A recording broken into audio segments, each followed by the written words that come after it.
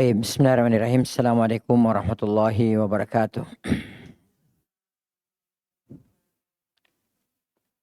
Innal hamdalillah nahmaduhu wa nasta'inuhu wa nastaghfiruh. Wa na'udzu billahi min syururi anfusina wa min sayyiati a'malina. May yahdihillahu fala mudilla lahu wa may yudlilhu fala hadiyalah. Wa asyhadu an la ilaha illallah wa asyhadu anna Muhammadan abduhu wa rasuluhu la nabiyya wa la rasula ba'dah. Allahumma salli wa sallim wa barik wa an'im ala sayyidina Muhammad wa ala alihi wa sahbihi wa man sara ala nahjihi wa man jahada bi jihadihi wa ihtada bi hadihi wa istanna bi sunnatihi wa tamassaka biha ila yaumil mi'ad, amma ba'd. Ya ayyuhalladzina amanu taqullaha haqqa tuqatih wa la tamutunna illa wa antum muslimun. Ya ayyuhan nasu taqu rabbakumul ladzi khalaqakum min nafsin wahidah wa khalaqa minha zawjaha wa batsa minhuma rijalan katsiran wa nisaa'a. Wattaqullaha alladzi tasaaluna bihi wal arham, innallaha kana 'alaikum raqiba.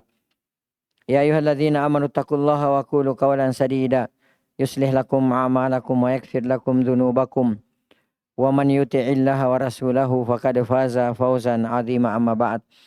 Fa inna ahsanal kalami kitabullah wa khairal hadi wa qila wa khairal huda huda Muhammadin sallallahu alaihi wasallam wa syarral umuri muhdatsatuha fa inna kulla muhdatsatin bid'ah wa inna kulla bid'atin fid dini dhalalah wa kulla dhalalatin finnar. Ayat kama qala Rasuluna sallallahu alaihi wasallam, tsumma amma ba'd.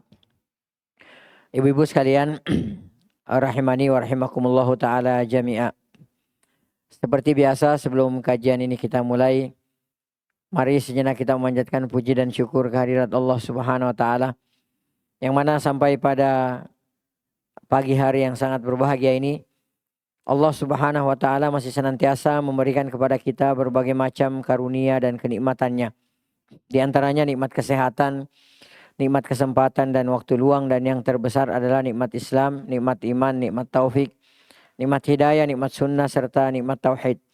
Sehingga dengan seluruh nikmat inilah kita masih bisa melangkahkan kaki ke tempat yang insya-Allah taala diberkahi oleh Allah taala ini, tentu saja dalam rangka untuk melaksanakan salah satu kewajiban kita sebagai seorang muslim, sebagai seorang muslimah. Di antaranya talabu al-ilmi asy'ari, atau menuntut ilmu agama. Ini sebagaimana yang disabdakan oleh Nabi kita yang mulia sallallahu alaihi wasallam, talabul ilmi faridatun ala kulli muslim.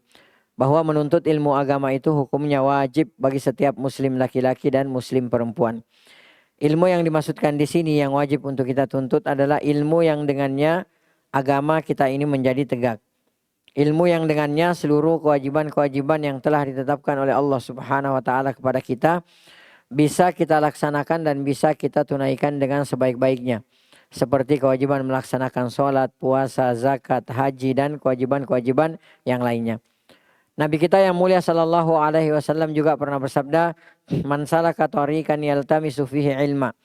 Barang siapa yang menempuh suatu jalan, jalan apapun itu, dalam rangka untuk menuntut atau mendapatkan ilmu agama, sahalallahu lahu bihi tariqan ilal jannah. Niscaya Allah Subhanahu wa taala akan memudahkan baginya jalan menuju ke surganya.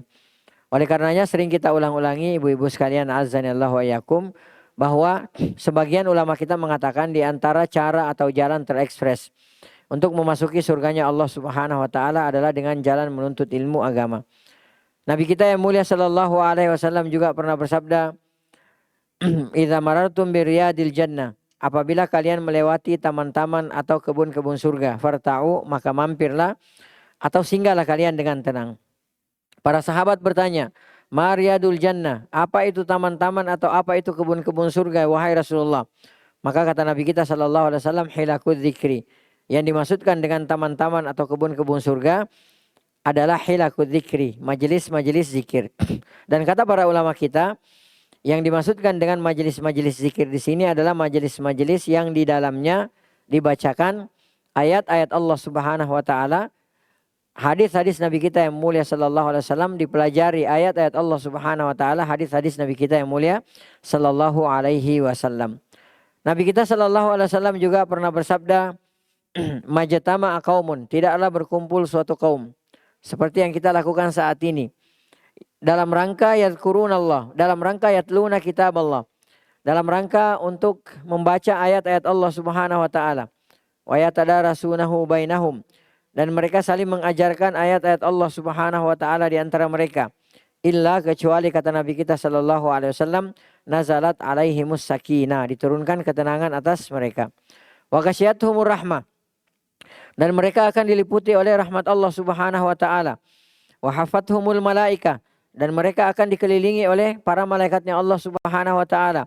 Wa dzakarahumullahu fiman indahu, dan Allah Subhanahu wa taala senantiasa menyebut-nyebut atau memuji-muji kaum tersebut di hadapan para malaikat yang dekat kedudukannya dengan Allah Subhanahu wa taala. Nabi kita yang mulia sallallahu alaihi wasallam juga pernah bersabda, majtama'a qaumun, tidaklah berkumpul satu kaum seperti yang kita lakukan saat ini, atau majalasa atau maqa'ada kaum, tidaklah duduk satu kaum, yadhkurunallah, dalam rangka untuk menuntut ilmu agama, illa, kecuali kata Nabi kita sallallahu alaihi wasallam, akan ada munadin, akan ada salah seorang malaikat penyeru yang turun atas mereka. Lalu kemudian malaikat penyeru tersebut berkata, ankumu maghfuran lakum, berdirilah kalian nantinya dalam keadaan dosa-dosa kalian diampuni oleh Allah Subhanahu wa taala. Wabuddilat sayyi'atukum hasanat, dan keburukan-keburukan kalian akan digantikan oleh Allah Subhanahu wa taala dengan kebaikan-kebaikan. Kemudian selanjutnya tak lupa pula salam dan salawat semoga senantiasa tercurahkan atas junjungan Nabi besar kita sallallahu alaihi wasallam. Oleh karena atas perintah dan izin Allah Subhanahu wa taala, beliau telah mengeluarkan atau menuntun umatnya dari gelap dan pekatnya alam jahiliyah menuju kepada terangnya alam Islam yang sempurna. Ibu-ibu sekalian, jamaah majelis taklim MTS Shalihat rahimani wa rahimakumullahu taala jami'a. Insyaallah taala di pertemuan kita kali ini kembali kita akan melanjutkan pembacaan kitab Sahih Al-Adabu Al-Mufrad, buah karya dari Al-Imam Al-Bukhari rahimahullahu ta'ala rahmatan wasi'ah. InsyaAllah ta'ala pada pertemuan kita kali ini, kita akan memasuki bab baru, bab yang ke-46. Yang dikatakan oleh Al-Imam Al-Bukhari rahimahullahu ta'ala, babu hamlis sabiyyi alal atik. Ya, jadi bab memanggul atau menggendong as-sabi, anak kecil, alal atik, di atas bahu. Ya, ibu-ibu sekalian azanillahu wa iyyakum, ini adalah merupakan salah satu adab atau akhlak daripada Nabi kita yang mulia Nabi Muhammad sallallahu alaihi wasallam. Kita semua sudah mengetahui ya ibu-ibu, tanpa diragukan lagi, bahwa Nabi kita Nabi Muhammad sallallahu alaihi wasallam adalah manusia yang termulia yang pernah ada. Ya, bahkan makhluk termulia yang pernah ada. Orang yang paling tinggi kedudukannya di hadapan Allah Subhanahu wa taala. Ya, kalau berbicara masalah pangkat, Nabi kita SAW pangkatnya tertinggi. Ya, tapi bersama dengan itu kita lihat bagaimana akhlaknya, bagaimana adabnya Nabi kita Nabi Muhammad SAW. Nabi Muhammad SAW tidak gengsi, ya, memanggul atau menggendong anak kecil, bahkan meletakkan anak kecil di atas apanya? Di atas bahunya. Ya, ada orang kadang-kadang karena pangkatnya tinggi gitu ya. Karena jabatannya tinggi, status sosialnya Masya Allah di tengah-tengah masyarakat, ya terlihat gengsi, malu untuk memanggul apa namanya ya, menggendong anak kecil. Apalagi kalau di sini, ya apalagi kalau di sini misalnya ada pangkat. Waduh, gimana nih nasibnya pangkat ini? Ya, tahukah kita bahwa Nabi Muhammad SAW di atas pundaknya itu ada umat? Ya, ada umat, ada tanggung jawab yang sangat besar. Dalam perang, Nabi kita Nabi Muhammad SAW adalah panglima perang tertinggi. Beliau adalah pemimpin negara. Beliau adalah pemimpin umat. Ya, beliau setiap saat turun wahyu dari langit. Turun wahyu dari Allah Subhanahu wa taala. Tapi bersama dengan itu Nabi kita sallallahu alaihi wasallam memperlihatkan, mencontohkan kepada kita bagaimana adab dan akhlak beliau sallallahu alaihi wasallam kepada anak kecil. Ya. Bahkan mungkin ibu-ibu juga biasa dengar ya. Nabi kita Nabi Muhammad sallallahu alaihi wasallam ketika bertemu dengan anak kecil, apakah itu sedikit atau serombongan anak kecil, Nabi kita sallallahu alaihi wasallam itu memulai memberikan salam duluan. Ya, kalau kayak kita mana ada? Saya ibu-ibu ketemu anak kecil, assalamualaikum, mana ada? Ya, yang ada kita lewat-lewat aja. Ya, dia dong seharusnya yang apa namanya? Dia dong yang seharusnya memberi salam sama saya. Saya kan orang tua, dia anak kecil. Yang ada kadang-kadang tangan kita julur-julurin kayak gini nih, salim gitu. Ya, Nabi Muhammad itu nggak begitu. Ya, padahal Nabi loh ya. Nabi nggak manggil anak-anak sini. Kamu tahu kan saya nabi. Kenapa kalian gak buru-buru datang saya, cium tangan, salim, kemudian beri salam sama saya? Enggak. Nabi Muhammad yang pertama kali memberikan salam terhadap anak kecil. Itu bagaimana adabnya Nabi Muhammad SAW. Enggak membedakan. Ya, mana orang tua, mana anak kecil, enggak. Ya, bahkan Nabi Muhammad SAW mencontohkan kepada kita ada adab-adabnya tersendiri. Perhatikan kalau kita baca hadis-hadis yang berkenaan dengan masalah memberikan salam. Ya, itu kan ada adab-adabnya ya ibu-ibu ya. Yang kecil kepada yang besar. Ya, yang berkendara kepada yang jalan kepada yang duduk, yang banyak kepada yang sedikit. Ya. Nabi Muhammad enggak. Sini. Kamu tahu enggak sih adab salam? Saya kan nabi lewat sini kok kalian enggak datang buru-buru sih? Enggak. Nabi Muhammad yang memberikan salam. Ya, itu adabnya Nabi kita Nabi Muhammad SAW. Dan di antara adab mulianya, ya Nabi kita yang mulia SAW, beliau itu menggendong anak kecil. Ya, bukan gendong gini lagi, tapi ditaruh di bahu namanya ini ya. Taruh begini. Ya, kalau kayak bapak-bapak biasanya suami-suami ibu-ibu biasanya beli beras dipanggul begini gitu. Masih ada nggak sih bapak-bapak sekarang begitu? Beras dipanggul. Ya, anak kecil gitu loh. Atau misalnya pulang kerja gitu kan. Atau pulang dari dinas, tugas gitu. Langsung yang pertama kali dicari bukan ibunya, yang pertama kali dicari anaknya diangkat gitu. Ya, kalau bapak-bapak sekarang ibu-ibunya yang pertama kali dicari. Ini enggak, anaknya diangkat taruh di sini. Itu Nabi kita Nabi Muhammad SAW. Dan banyak dilakukan oleh Nabi kita Nabi Muhammad SAW. Ya. Siapa di antaranya yang ibu-ibu tahu yang biasa digendong oleh Nabi kita Nabi Muhammad SAW?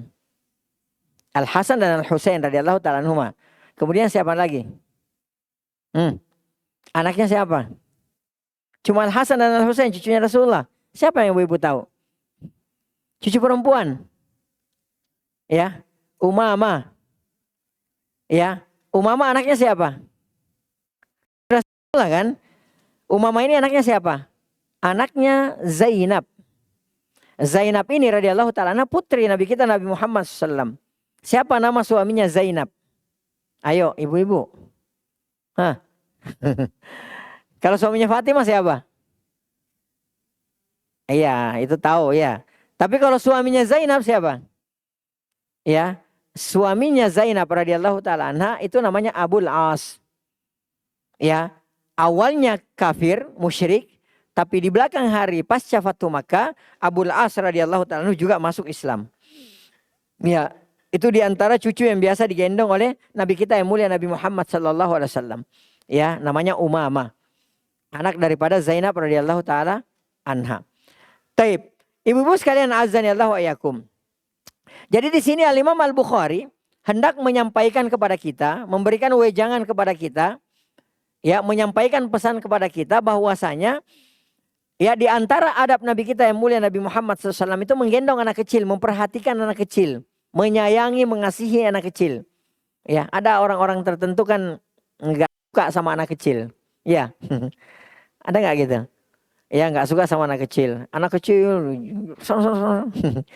ya, nggak mau diganggu sama anak kecil. Enggak. Ya, nah di sini Al-Imam Al-Bukhari hendak menceritakan kepada kita, memberikan wejangan, menyampaikan pesan kepada kita bahwa Nabi kita yang mulia sallallahu alaihi wasallam, orang sekaliber Nabi Muhammad SAW itu memperhatikan, mengasihi anak kecil.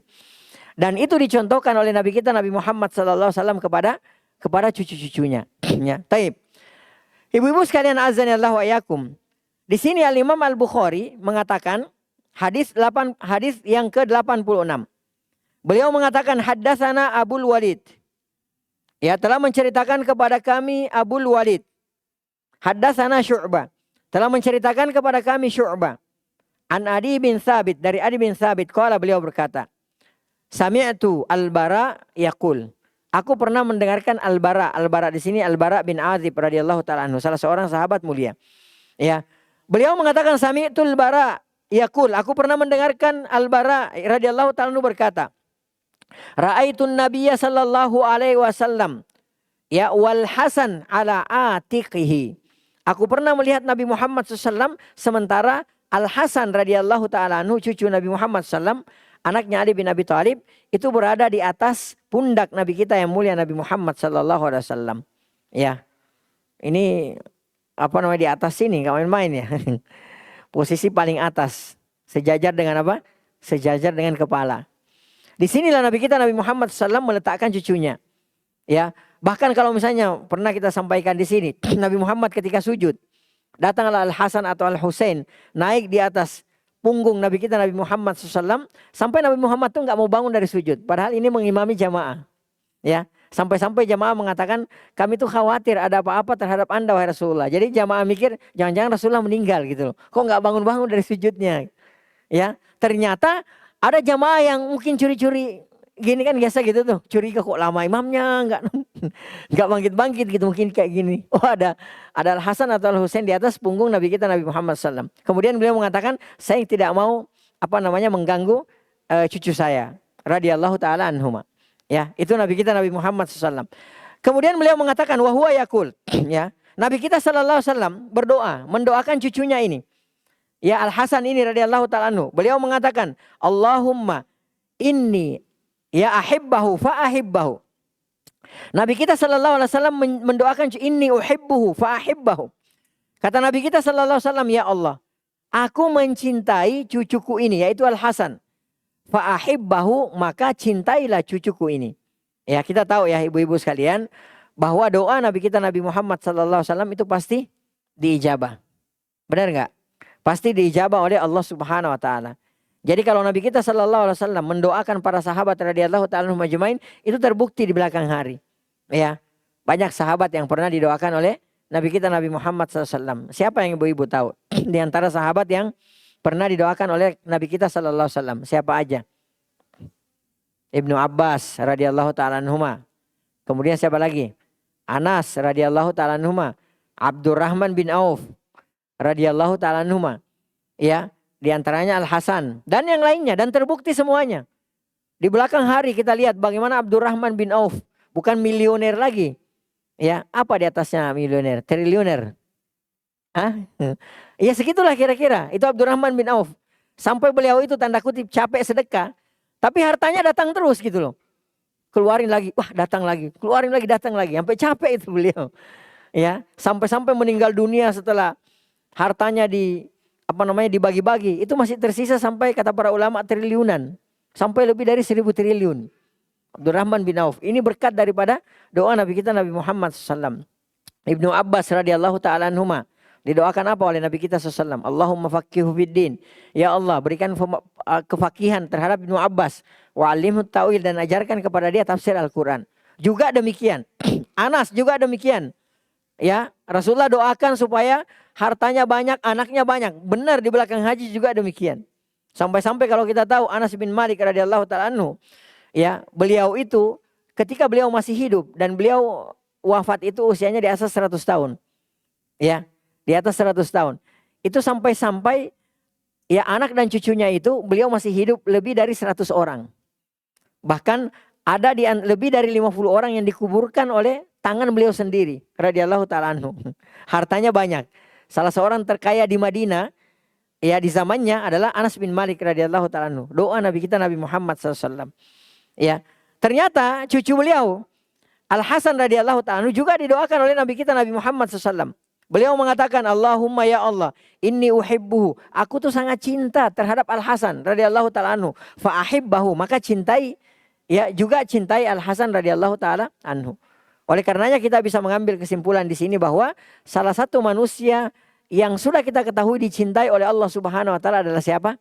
Al Hasan. Karena didoakan kecintaan oleh Nabi kita yang mulia Nabi Muhammad sallallahu alaihi wasallam. Ya. Taib, ibu-ibu sekalian azanillahu wa iyyakum.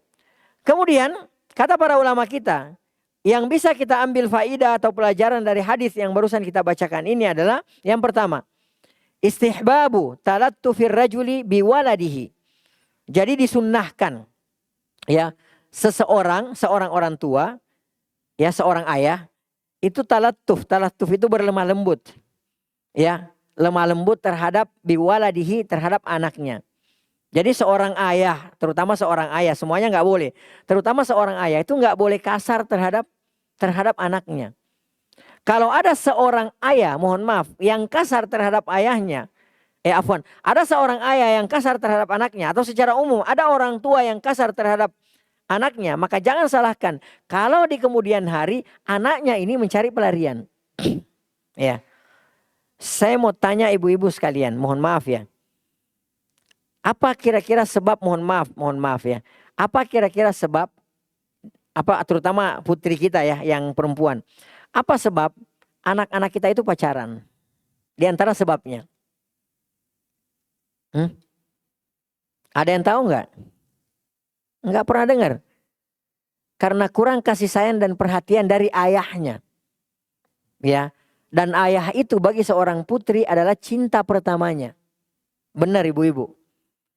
Perhatikan kalau ada seorang ayah yang kasar terhadap putrinya. Ya, banyak kejadian.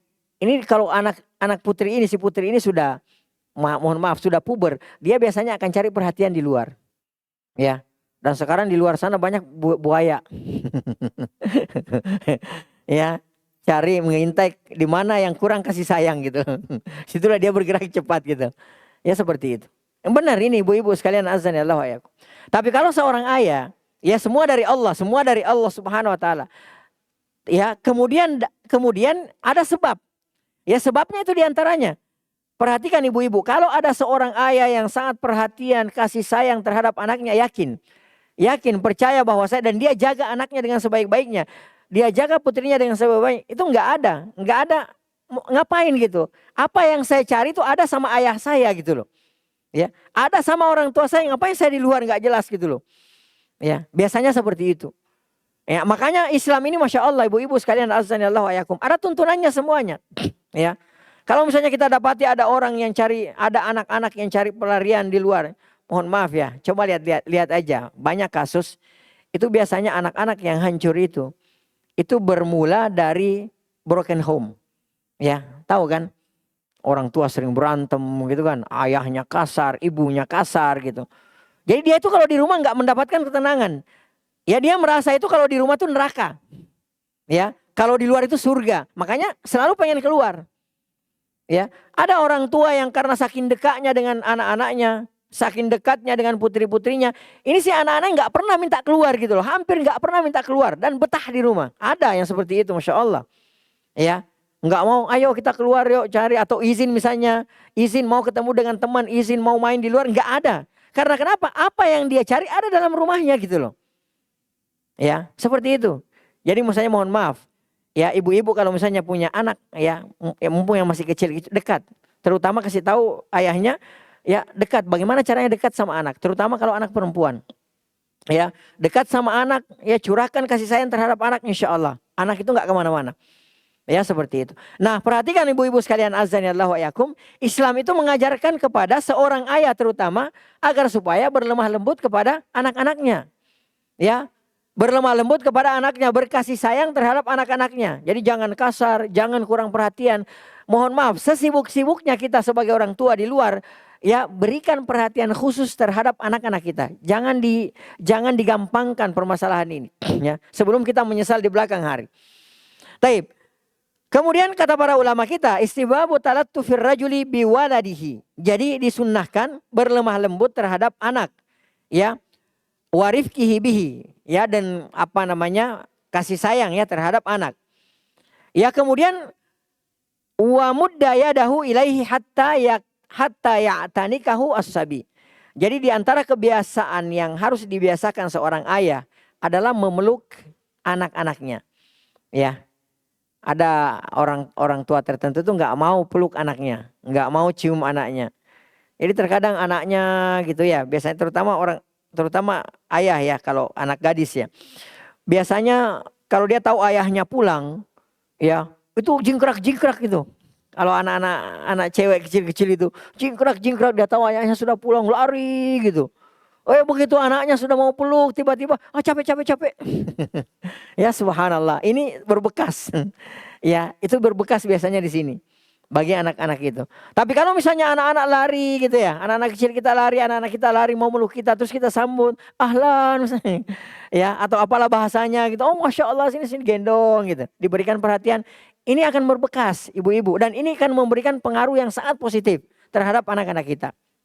Ya, dan ini yang dilakukan oleh Nabi kita Nabi Muhammad sallallahu alaihi wasallam kepada cucunya, kepada Al Hasan dan Al Husain, demikian pula kepada Umamah radhiyallahu taala anhum ajma'in. Ya, taib. Kemudian selanjutnya, Faedah yang bisa diambil di sini adalah ya fadlun wa manqabatun lil Hasan bin Ali radhiyallahu taala anhu. Keutamaan dan kemuliaan ya Al Hasan radhiyallahu taala anhu. Jadi beliau itu punya kemuliaan, kedudukan tersendiri karena beliau sangat dicintai oleh Nabi kita Nabi Muhammad sallallahu alaihi wasallam. Itu akan lain statusnya, ibu-ibu sekalian. Akan lain kedudukannya ketika ada orang yang dicintai khusus oleh Nabi kita Nabi Muhammad sallallahu alaihi wasallam. Ya, seperti misalnya Abu Bakar, ya. Abu Bakar itu kan Rasulullah pernah ditanya, siapa orang yang paling engkau cintai wahai Rasulullah? Rasulullah mengatakan Abu Bakar. Ya. Ya, beliau ditanya, siapa yang engkau paling cintai Rasulullah? Beliau mengatakan Abu Bakar. Berarti Abu Bakar ini radhiyallahu ta'ala anhu ini punya kedudukan tersendiri, ya, punya kedudukan khusus di sisi Nabi kita Nabi Muhammad sallallahu alaihi wasallam. Oleh karenanya kan kita tahu ya bahwa orang yang pertama kali memasuki surganya Allah dari umat ini setelah Nabi Muhammad adalah siapa? Abu Bakar. Ya, orang yang paling pertama kali memasuki surganya Allah di umat ini setelah Nabi Muhammad SAW adalah Abu Bakar. Jadi jangan mimpi masuk surga sebelum Abu Bakar. Abu Bakar dulu yang harus masuk surga setelah Nabi kita Nabi Muhammad SAW. Ya, dan banyak keutamaannya. Karena di antara keutamaan beliau radhiyallahu ta'ala anhu adalah beliau mendapatkan kecintaan khusus dari Nabi kita Nabi Muhammad sallallahu alaihi wasallam. Ya. Baik, kemudian selanjutnya, ya ibu-ibu sekalian azanillahu wa iyyakum, annal hasana min ahlil jannah. Ya. Para ulama kita mengatakan bahwasanya di antara faedah, ya di antara pelajaran yang bisa diambil dari hadis ini adalah bahwasanya Al Hasan radhiyallahu ta'ala anhu min ahlil jannah adalah penduduk surga. Ya, jadi sudah dijamin masuk surga. Benar enggak? Ya, dan itu pernah diucapkan oleh Nabi kita Nabi Muhammad SAW bahwa Al Hasan dan Al Husain adalah penghulunya pemuda ahli surga. Ya, jadi pemimpinnya pemuda ahli surga. Itu Al Hasan dan Al Husain radhiyallahu ta'ala anhuma. Ya, li'annahu akhbarana bi annahu yuhibbuhu. Karena sesungguhnya Nabi kita Nabi Muhammad sallallahu alaihi wasallam ya telah memberitahukan kepada kita ya bahwasanya beliau sallallahu alaihi wasallam itu mencintai Al Hasan. Wa sa'ala rabbahu jalla jalala an yuhibbahu, dan Nabi Muhammad sallallahu alaihi wasallam memohonkan doa khusus kepada Allah Subhanahu wa taala ya supaya Allah Subhanahu wa taala mencintai Al Hasan radhiyallahu taala anhu. Ya, ibu-ibu sekalian azanillahu wa iyyakum. Dalam hadis yang datang dari Abi Hurairah radhiyallahu taala anhu, beliau mengatakan, Abu Hurairah menceritakan kepada kita, ya, kuntu ma'a Rasulillah sallallahu alaihi wasallam. Suatu ketika aku pernah bersama dengan Nabi Muhammad sallallahu alaihi wasallam fi suqim min aswaqil Madinah, di salah satu pasar kota Madinah. Ya, karena di di Madinah itu ibu-ibu, dulunya itu banyak pasar. Ya. Ada pasar kalau ibu-ibu melaksanakan ibadah umroh itu di seberangnya Masjid Gamama, pas di seberangnya Masjid Gamama itu saya lupa itu. Ada pasar di situ, itu pasar yang pertama kali dibuat oleh Nabi kita Nabi Muhammad SAW. Kemudian beliau mengatakan pasar ini nggak boleh hadza sukukum, ini pasar kalian. Ya, nggak boleh yudayak, nggak boleh disekat-sekat. Terus nggak boleh ada haraj, nggak boleh ada pajak di dalamnya. Itu pas di depannya Masjid Gamama itu ada pasar. Saya lupa namanya pasar apa. Ya, itu diantara pasar yang pertama kali dibuat oleh Nabi kita Nabi Muhammad SAW. Dan sejak Nabi Muhammad SAW membuat pasar, itu pasarnya orang-orang Yahudi itu mati. Ya, dimatikan oleh pasar yang dibuat oleh Nabi kita Nabi Muhammad SAW. Karena kita tahu ya, di Madinah itu sebelum kedatangan Nabi Muhammad SAW, sebelum Nabi Muhammad SAW berhijrah, itu ada orang-orang Yahudi yang menghuni kota Madinah. Ya, pernah dengar kan? Kenapa ibu-ibu? Ada yang tahu nggak sebabnya? Kenapa ada orang Yahudi nyempil di Madinah? Ada yang tahu nggak? Pernah dengar nggak? Karena orang Yahudi ini tahu dalam kitabnya bahwa nanti Nabi terakhir itu akan nongol di situ. Ya, dan mereka tahu dan mereka tuh sangat yakin, kepedean orang Yahudi itu. Mereka tuh sangat yakin kalau Nabi tersebut berasal dari orang Yahudi. Ya, ternyata salah mereka kan seperti itu. Baik. Kita lanjutkan. Abu Hurairah mengatakan, kuntu ma'a Rasulillah sallallahu alaihi wasallam. Aku pernah bersama dengan Nabi Muhammad SAW fi suqin min aswaqil Madinah, di salah satu pasar kota Madinah. Fansaraftu. Lalu kemudian Rasulullah pun pergi dari pasar tersebut. Aku pun mengikuti Rasulullah SAW. Ya, Abu Hurairah, ibu-ibu, Abu Hurairah radhiyallahu ta'ala anhu, itu Nabi Muhammad kemana-mana diikuti oleh Abu Hurairah. Jadi nempel terus. Ya, Rasulullah makan, Abu Hurairah makan. Rasulullah nggak makan, Abu Hurairah nggak makan. Itu Abu Hurairah radhiyallahu taala anhu. Itu beliau itu saking apa ya, saking susahnya dunianya. Itu biasa itu beliau pingsan gitu. Pingsan sampai orang kira beliau itu ada penyakit kesurupan lah atau apa namanya penyakit ayan ya. Ya. Ternyata enggak, tapi karena lapar gitu. Ada ibu-ibu yang pernah pingsan gara-gara lapar. So enggak ya. Insyaallah. Ya. Pingsan beliau gara-gara lapar. Ya. Karena kalau Rasulullah enggak makan, beliau juga enggak makan. Tapi hikmahnya Abu Hurairah radhiyallahu ta'ala nempel terus ke Abu Hurairah. Abu Hurairah nempel terus ke Rasulullah. Hikmahnya adalah bahwasanya Abu Hurairah adalah sahabat yang paling banyak meriwayatkan hadis. Ya. Berapa hadis yang diriwayatkan Abu Hurairah dari Rasulullah? Lebih dari 5.000. Ya. Bahkan Aisyah aja kalah radhiyallahu ta'ala anha. Aisyah kan cuma lebih dari 2.000-an hadis dari Rasulullah. Abu Hurairah bayangkan 5.000. Nah, itu bagusnya kita dekat dengan ulama. Ibu-ibu sekalian azanillahu wa iyyakum.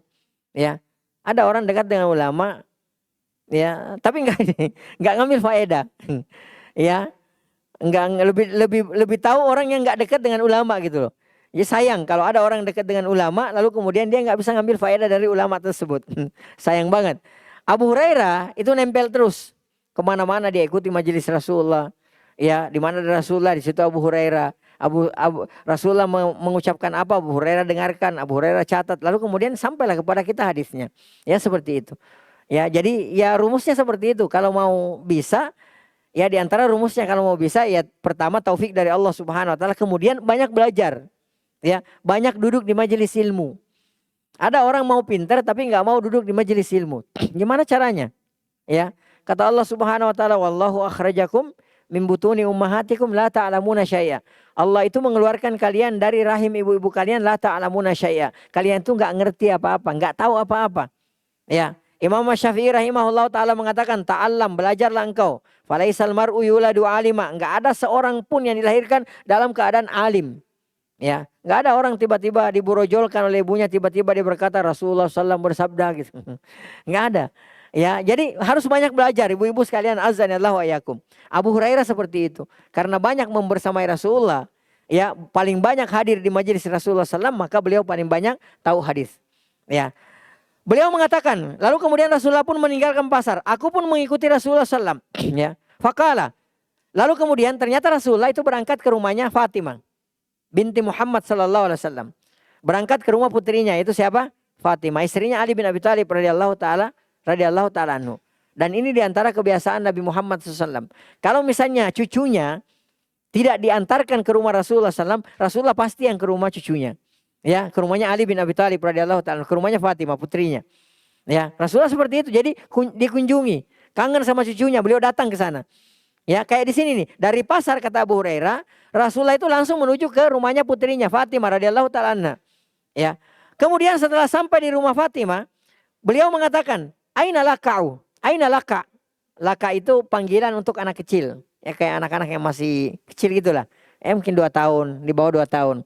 Rasulullah mengatakan aina laka sampai diulangi salasan 3 kali. Kata yang meriwayatkan hadis ini. Ya aina laka? Di mana? Apa ya kalau bahasa kita ya? Ya, kalau bahasa kita mungkin kayak little boy gitu. Ya, si kecil gitu, apalah gitu. Ya, si bocah gitu. Aina laka kata Rasulullah. Ya, udahul Hasan ibn Ali. Panggilkan Hasan. Ya, panggilkan Hasan ibnu Ali. Kata Nabi kita Nabi Muhammad sallallahu alaihi wasallam. Kemudian faqamal Hasan bin Ali. Lalu kemudian Hasan pun radhiyallahu ta'ala anhu berdiri. Yamshi. Lalu kemudian beliau pun berjalan kepada Nabi kita Nabi Muhammad sallallahu alaihi wasallam. Ya, jadi kan dipanggil kan, dia tahu ada kakeknya gitu. Lalu kemudian beliau pun berdiri menyambut Nabi Muhammad sallallahu alaihi wasallam. Faqala Nabi sallallahu alaihi wasallam biyadihi hakadha. Kemudian Rasulullah pun ya posisi tangannya seperti ini. Ya. Jadi kayak mungkin kalau kayak kita ya datang gitu terus berlutut ya atau duduk. Ya kan anak kita kan kecil terus kita buka tangan kita gini. Jadi kayak bersiap-siap untuk memeluk gitu, seperti itu. Ya.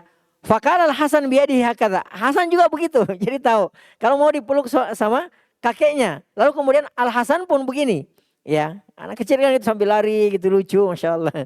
Ya, disambut sama ayahnya atau ibunya gitu. Ya. Taib.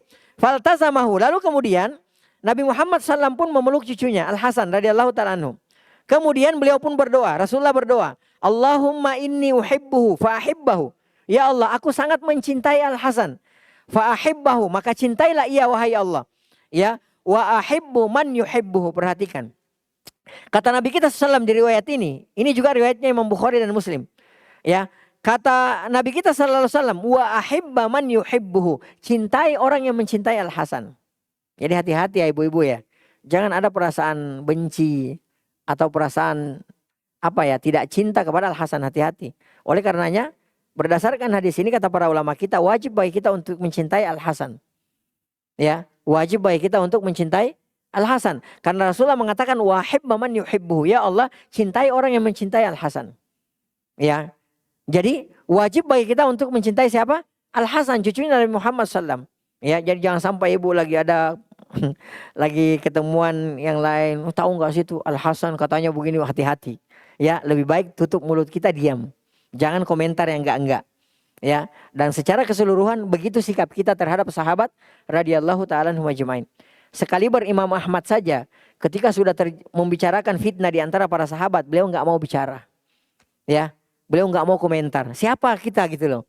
Mereka adalah orang-orang yang sudah dijamin oleh Allah Subhanahu wa taala. Kalaupun mereka melakukan dosa misalnya, ya mereka sudah diampuni oleh Allah Subhanahu wa taala. Adapun kita, siapa kita? Enggak ada jaminan. Ya. Dan mencela sahabat ini adalah merupakan salah satu dosa besar. Ya, adalah merupakan apa?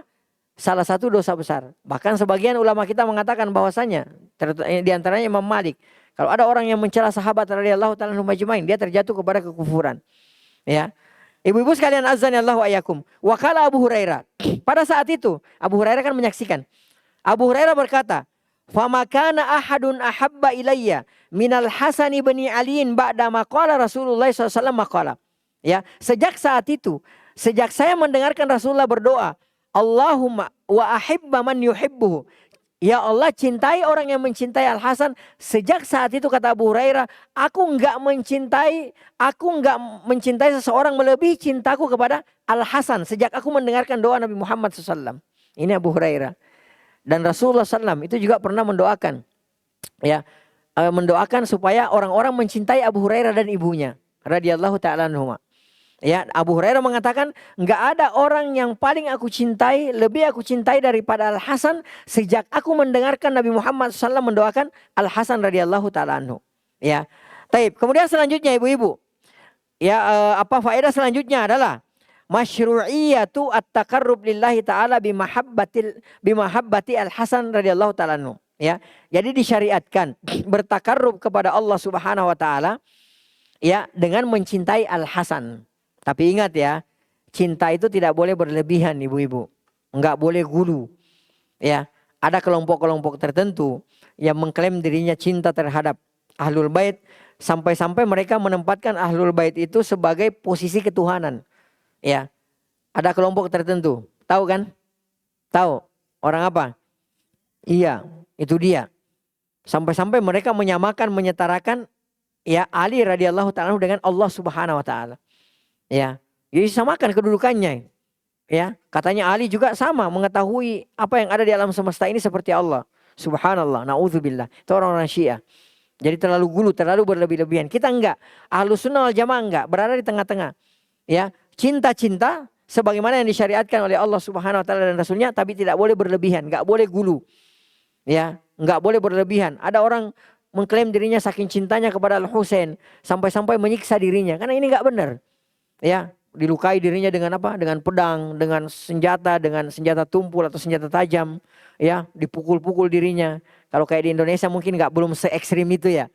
Mungkin hanya pukul-pukul begini, apalah segala macam. Tapi kalau di luar sana itu sudah sampai pedang itu, sampai berdarah-darah. Ya, apakah itu senjata tajam atau senjata tumpul? Intinya berdarah-darah. Bahkan anak-anak kecil mereka itu sampai nangis-nangis karena diajari seperti itu. Ya namanya sakit. Ya, dan ini nggak boleh. Ya, itu saking gulunya mereka, nggak boleh. Ya, cinta itu ada tempatnya. Ya, ada kadarnya.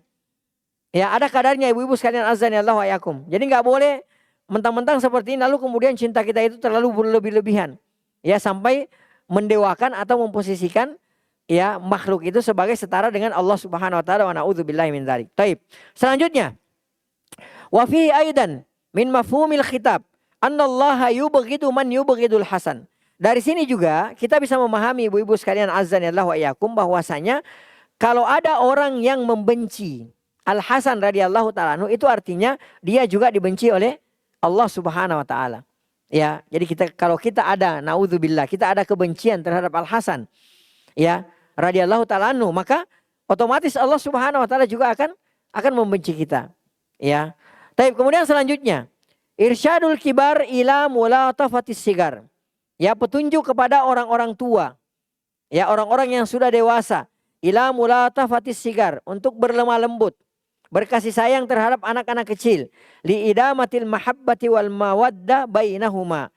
Ya, ini dalam rangka untuk memupuk cinta dan kasih sayang di antara keduanya. Ya, terutama bapak-bapak ya. Ibu-ibu dikasih tahu ya supaya sayang, perhatian terhadap anaknya, supaya terjalin ya kasih sayang di antara keduanya. Taib, ini bab yang ke-46 ya. Sekarang kita akan memasuki bab yang ke-47 ya. Di bab yang ke-47 ini ibu-ibu sekalian azanillahu wa iyyakum, ini juga masih berhubungan dengan anak. Ya, masih ada hubungannya dengan anak. Al-Imam Al-Bukhari rahimahullah ta'ala mengatakan, babul waladi qurratul ain. Ya, bab anak itu adalah merupakan qurra. Qurra itu artinya ibu-ibu penyejuk. Al-ain itu mata. Ya. Jadi anak-anak itu adalah penyejuk mata. Ya, ibu-ibu, kita kan orang tua ya semua ya. Sesusah-susahnya kita, kalau kita lihat anak kita gitu ya, rasanya gimana gitu. Ya, misalnya ada bapak-bapak capek kerja di luar, panas kepanasan, ya hujan kehujanan, dimaki-maki, diomelin sama bosnya, ada masalah di jalan, begitu pulang ke rumah lihat anaknya, masya Allah adem, hilang semuanya. Ya, jadi anak itu adalah qurratul ain, adalah merupakan penyejuk mata. Ya, Al-Imam Al-Bukhari di sini mengatakan bahwasanya anak itu adalah qurratul ain, adalah penyejuk mata.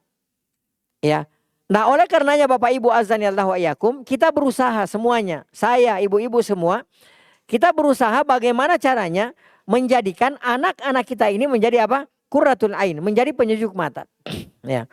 Di antara caranya, dan ini yang paling utama ibu-ibu sekalian azanillahu wa iyyakum, kita mohon, kita minta kepada Allah Subhanahu wa taala. Di akhir surah Al-Furqan, Allah Subhanahu wa taala mengajarkan kepada kita doa meminta kepada Allah Subhanahu wa taala supaya anak-anak kita, keturunan kita itu menjadi penyejuk mata.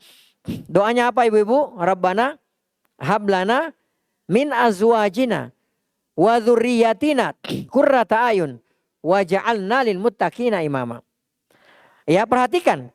Allah Subhanahu wa taala berfirman, mengajarkan kepada kita doa, ya. Doa supaya istri dan anak-anak kita itu menjadi penyejuk mata. Ya, jadi perhatikan di sini Allah Subhanahu wa taala berfirman, Rabbana hablana min azwajina. Yang pertama kali disebutkan adalah istri. Ya, ada yang tahu nggak kira-kira ibu-ibu? Kenapa di sini Allah Subhanahu wa taala ya mengajarkan kepada kepala rumah tangga agar supaya yang pertama kali itu istri, didoakan istri. Hablana min azwajina, dari istri-istri kami. Kalau ibu-ibu dari suaminya berarti. Kenapa di sini disebutkan hablana min azwajina? Kenapa di sini disebutkan pertama kali istri? Ada yang tahu nggak? Ada yang tahu? Kan ada ungkapan yang mengatakan al ummu madrasatul ula. Ibu itu adalah madrasah pertama. Kira-kira kalau madrasahnya hancur, gimana kira-kira muridnya ibu-ibu? Iya. Kan ada ungkapan yang mengatakan, ada pepatah mengatakan guru kencing berdiri, murid kencing berlari. Ya. Nah, seperti itu kira-kira kalau misalnya nih ya istri itu hancur, gimana kira-kira nasibnya anak-anaknya gitu? Benar nggak? Ya. Ada seorang, mohon maaf ya, ada seorang ibu yang mendidik anaknya dengan kata-kata kotor, dengan kata-kata kasar. Ya, dia lihat ibunya suka nipu orang, suka zalimi orang, suka ganggu orang gitu dan seterusnya.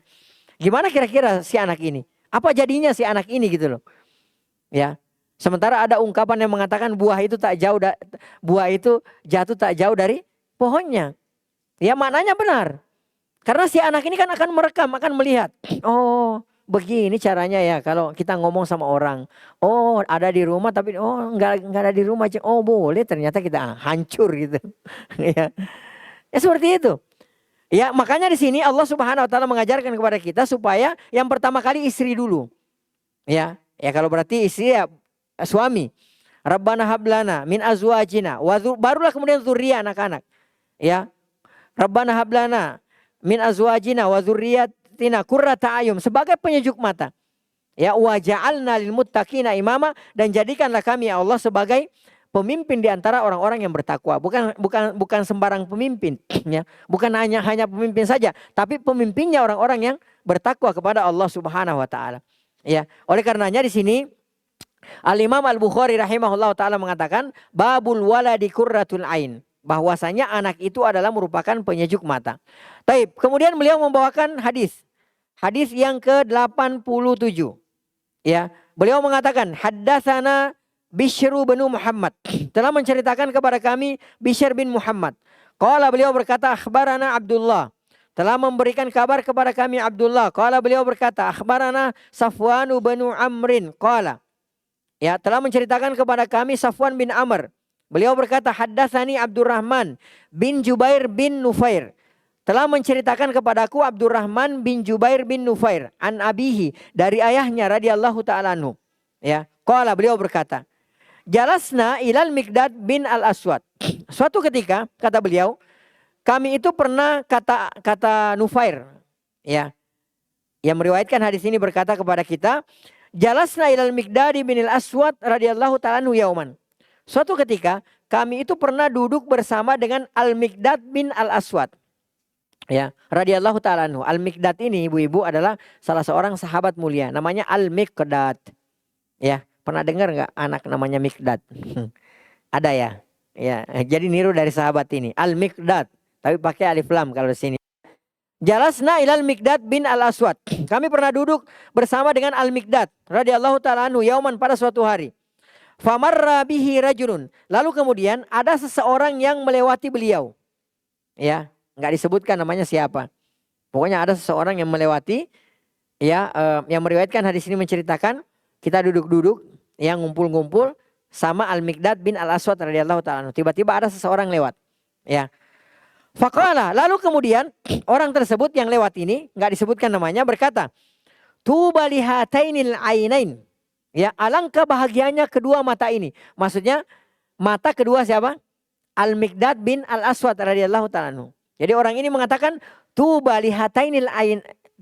lihatainil ainain. Alangkah bahagianya, alangkah beruntungnya dua mata ini. Maksudnya matanya Al-Miqdad radhiyallahu taala anhu.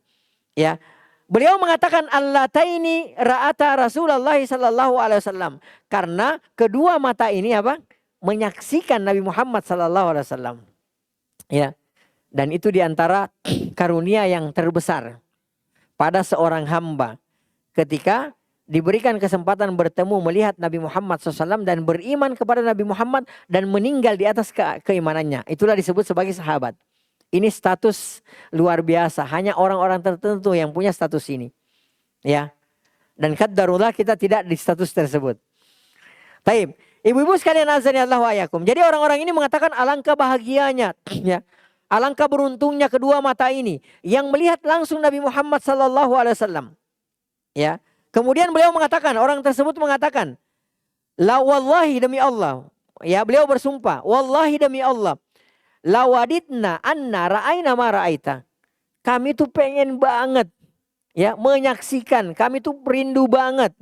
Ya, antusias banget menyaksikan seperti apa yang Anda saksikan. Artinya apa?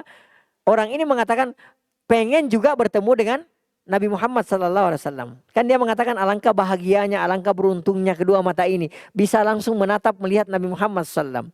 Ya, kemudian dia bersumpah demi Allah.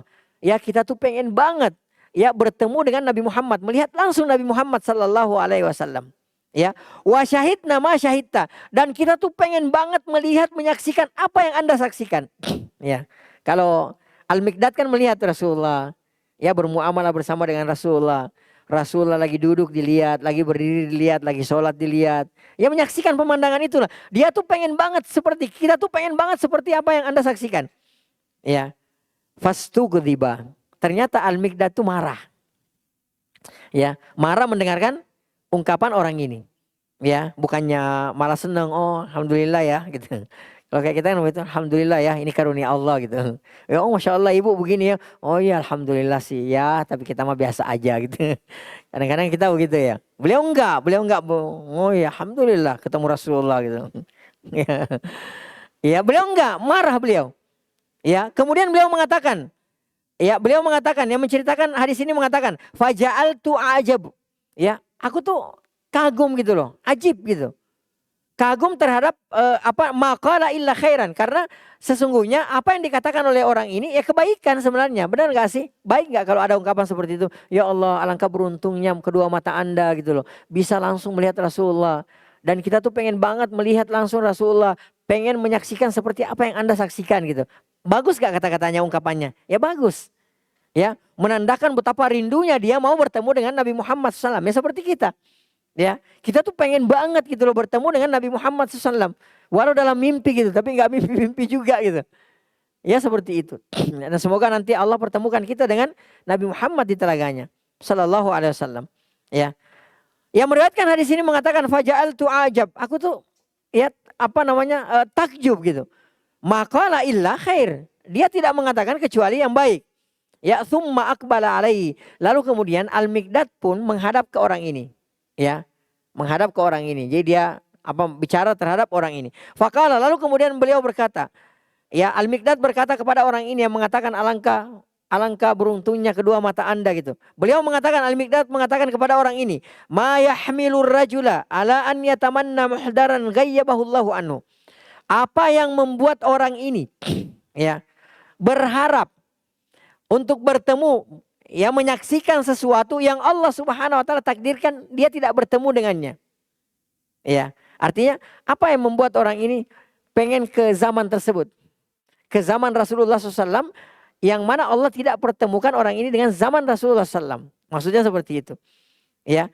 Kemudian beliau mengatakan, ya la yadri. Beliau mengatakan la yadri, dia enggak tahu.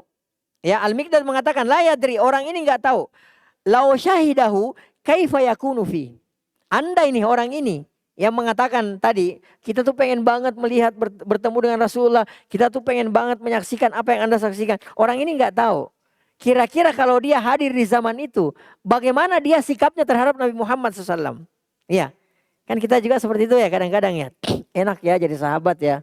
Hidup di zaman sahabat. Kita tuh pengen hidup di zaman Rasulullah. Nah sekarang yang jadi pertanyaan ibu-ibu. Saat itu kalau kita hadir saat itu. Di mana kita? Apakah kita di belakangnya Nabi Muhammad SAW. Atau di belakang barisannya Abu Jahal dan Abu Lahab. Itu yang jadi masalahnya. Iya, ketika di Mekkah kan. Ya. Ya Allah enak banget ya hidup bersama Rasulullah. Bisa melihat Rasulullah. Yang jadi pertanyaan siapa yang jamin. Kalau kita hidup di zaman itu. Kita di belakang Rasulullah. Atau di belakang Abu Jahal atau Abu Lahab. Atau kalau di Madinah misalnya. Di belakang Abdullah bin Ubay bin Salul. Benar gak?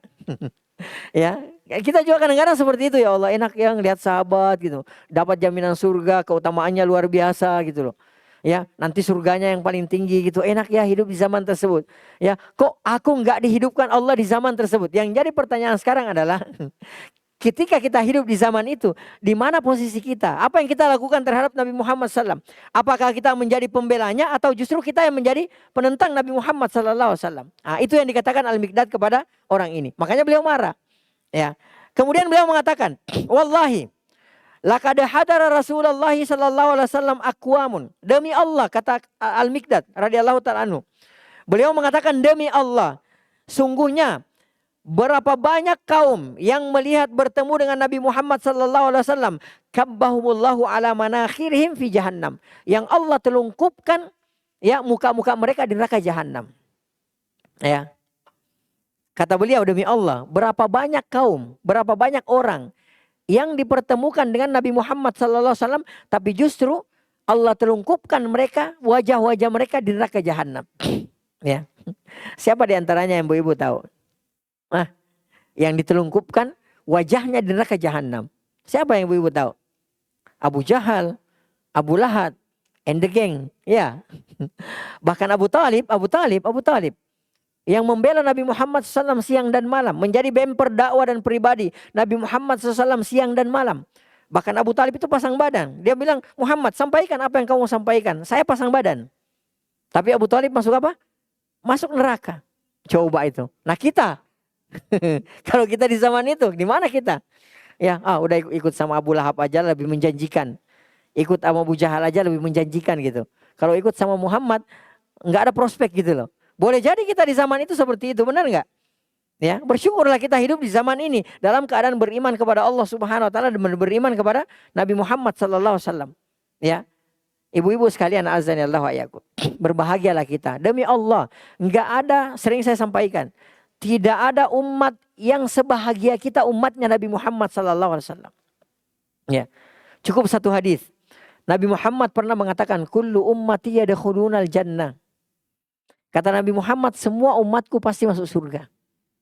Ya, ini jaminan. Jadi hukum asalnya, umat Nabi Muhammad itu masuk surga. Kullu ummati yadkhulunal jannah. Ada enggak? Ada enggak kaum-kaum sebelum itu dikatakan oleh Nabi mereka seperti itu?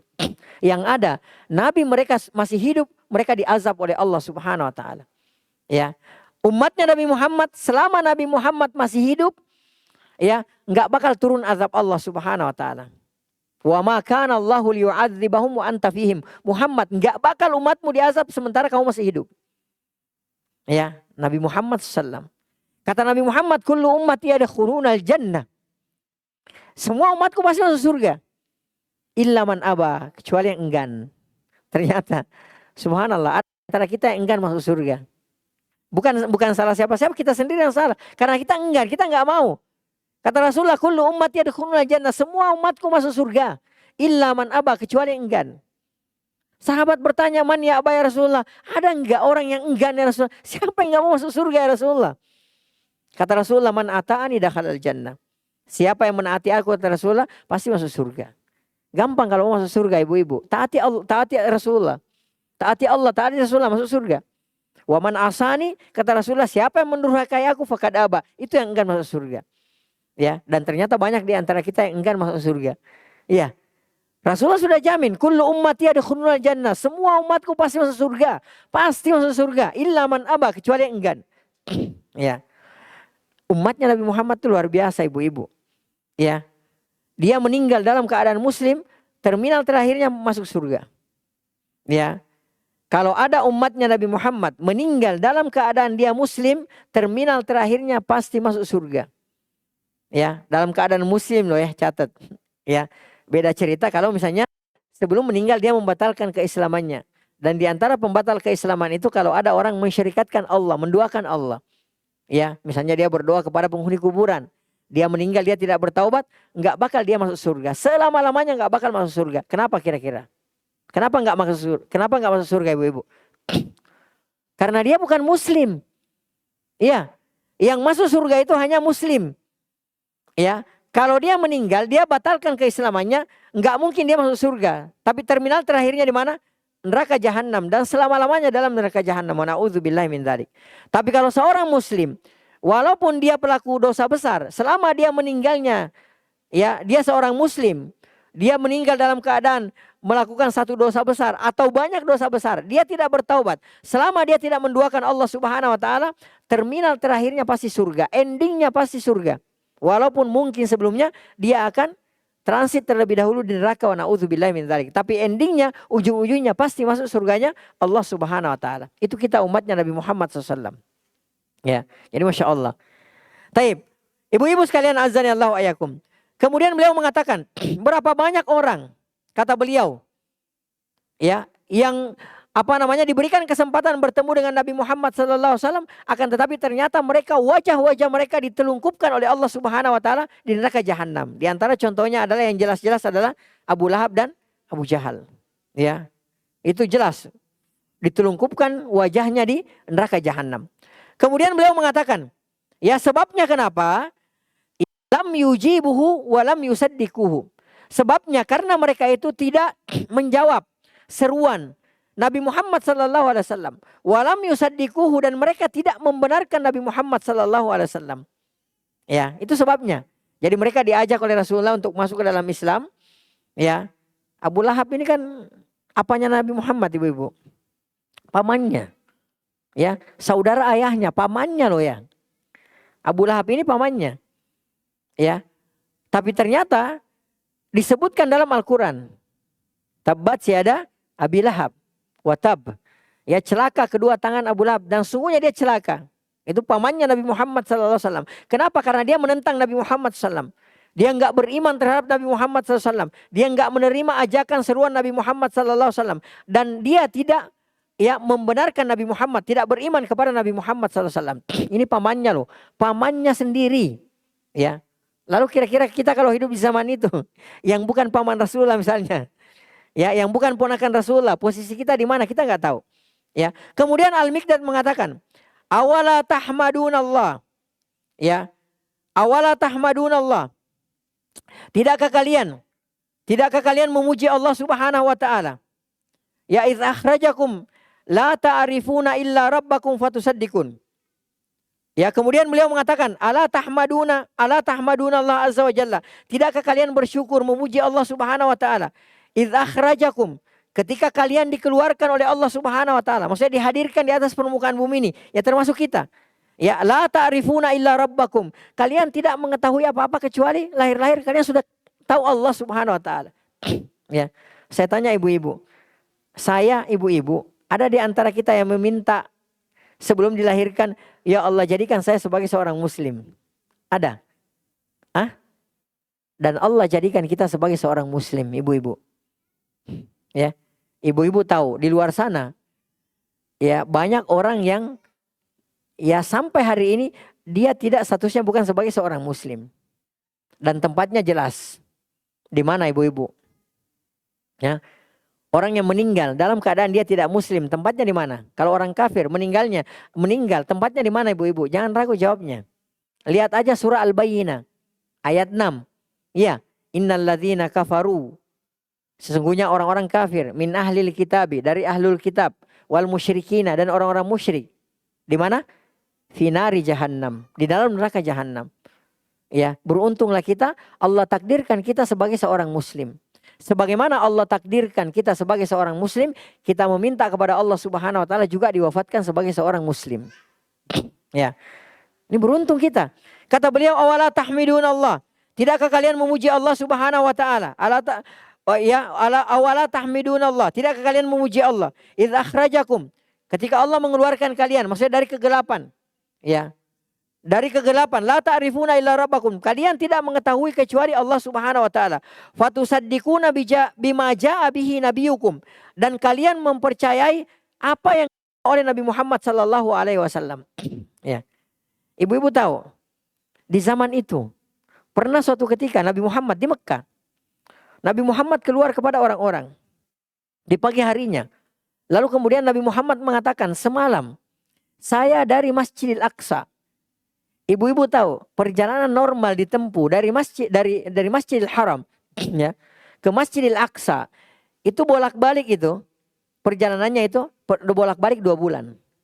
Jadi dari Makkah ke Masjidil Aqsa 1 bulan, dari Masjidil Aqsa kembali ke Makkah sebulan lagi, berarti 2 bulan. Nabi Muhammad SAW mengatakan, saya semalam dari Masjidil Aqsa, dari Masjidil Haram menuju ke Masjidil Aqsa.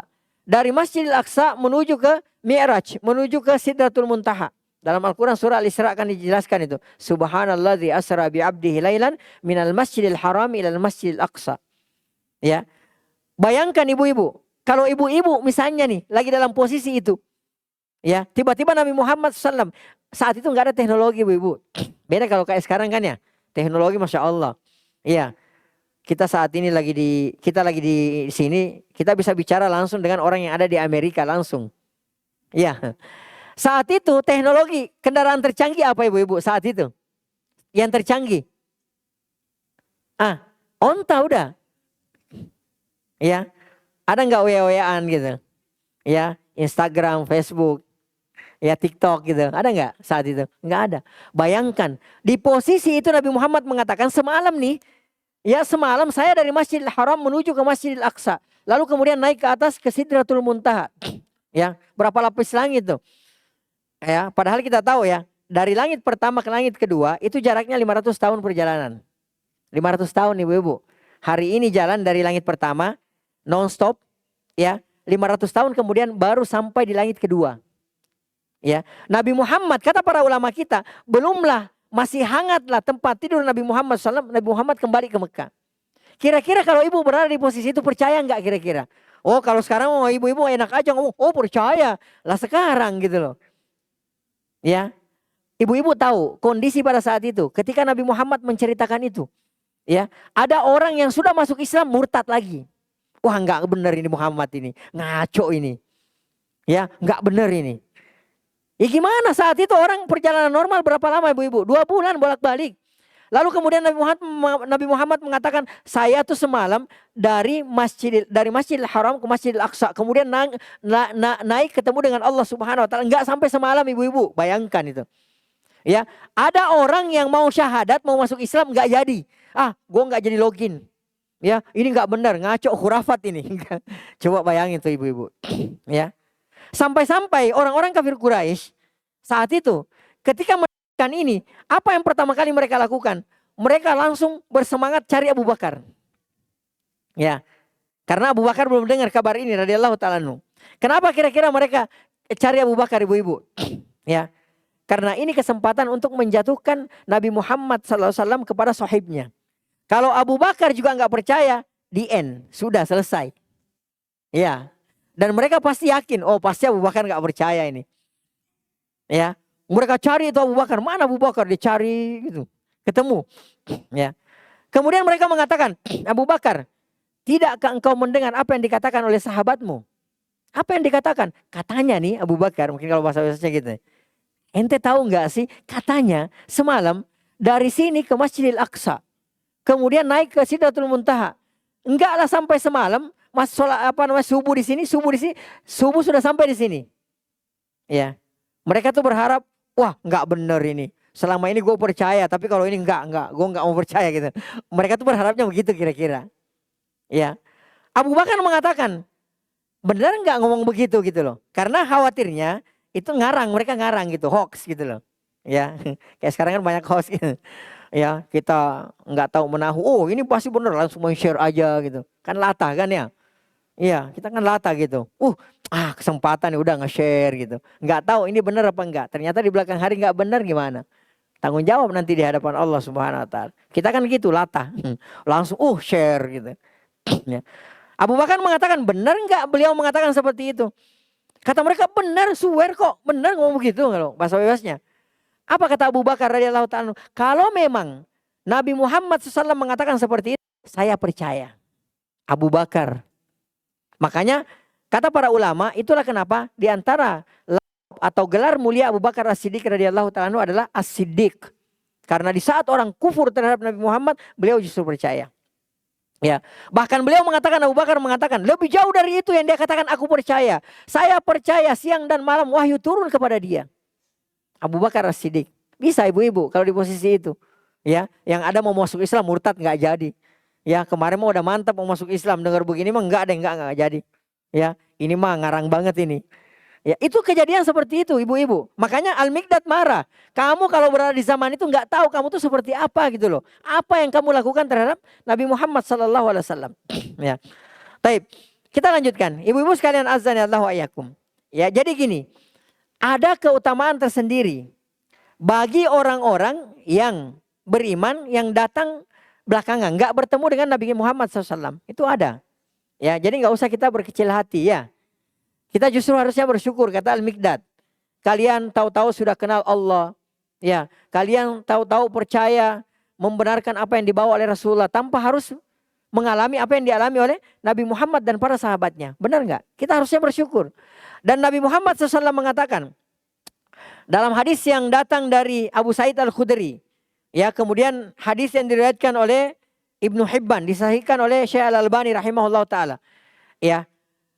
Beliau mengatakan, Abu Sa'id mengatakan, anna Nabi sallallahu alaihi wasallam qala, Nabi Muhammad SAW pernah bersabda, tuba liman ra'ani wa amana bi. Berbahagialah orang yang melihatku.